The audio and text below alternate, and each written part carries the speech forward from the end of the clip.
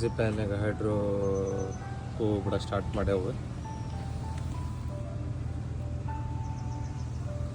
ಇದು ಬೇಸಿಗೆ ಒಳಗೆ ಸ್ಟಾರ್ಟ್ ಆಕತಿ ಜಪಾನ್ಯಾಗ.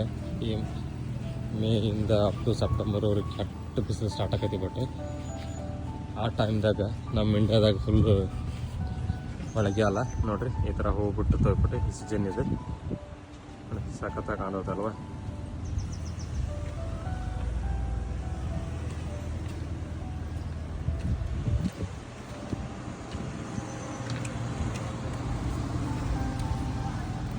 ಜಪಾನಿಗೆಲ್ಲ ಸೀಸನ್ ಒಂಥರ ಹೋಗ್ಬಿಟ್ಟು ನೋಡೋಕೆ ಖುಷಿ ಆಯಿತು. ಸೂಪರಾಗಿ ಕಾಣೋದು ಕೆಟ್ಟ ಬಿಸಿಲಾಗ ಕಾಣೋದು. ಜಪಾನ್ ಹಿಂಗಿರುತ್ತೆ ನೋಡ್ರಿ ಬೇಸಿಗೆ ಒಳಗೆ ಸುಡು ಬಿಸಿಲು.